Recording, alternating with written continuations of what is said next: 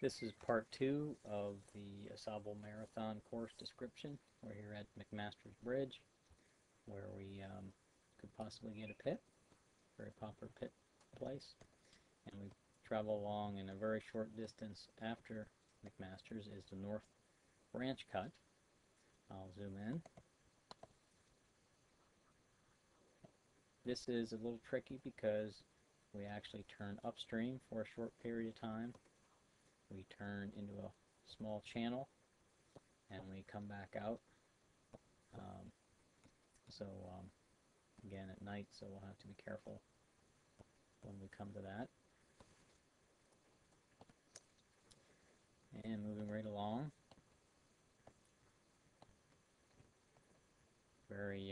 Lots of turns. The river widens slightly, the current slows down a little bit. Here's a cut to avoid. Looks like you go cut left, but it's shallow at the end, so you want to stay left. We may have a chance to pick that out. Now here is actually Parmalee Bridge.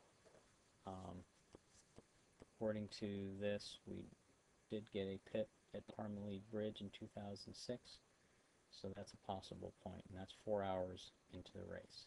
There's Parmalee. Also just below Parmalee is Luzerne Park, another good place to pit. Last year we pitted here at Luzerne, so again, something else to consider.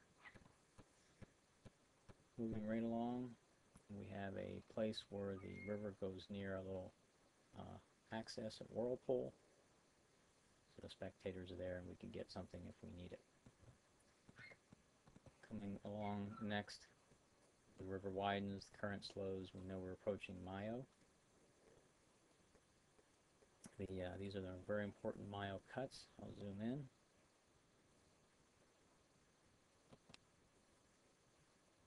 And as you can see, we have a bend to the left, and then we want to start looking for an opening in the woods. Very small, hard to see, and I have a proximity alarm and a track that will guide us through. We cut straight across, there's not much current, and we go into another small channel. Again, make a left, and then look for another cut to the right, and that brings us into the Mayo Pond. We have to be very careful to look for stumps just under the water here.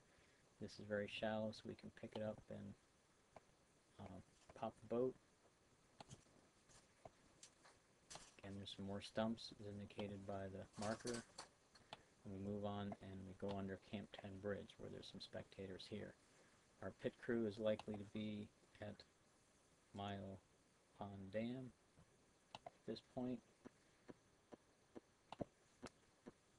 So once we are into the Mayo Pond, we want to go to the left of this island, aim for this point. This is the island that some teams in the past have gone around mistaking that island for this point. Here is the stump field on Mayo. Be very careful. We want to stay just a little bit offshore. You can see these dots that indicates stumps in that area. So we want to follow this track as closely as we can. Moving along, we come to the Mayo Dam, where we have the portage and we also have our pit. According to my diagram here for Mayo, we get Camp 10 Bridge in 5 hours and 5 minutes, and Mayo in 5.5 hours. This will be about 2:30 in the morning.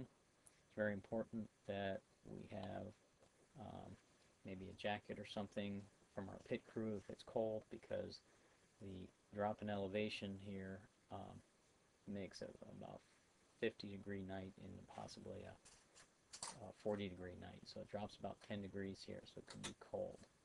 And this is the end of part 2.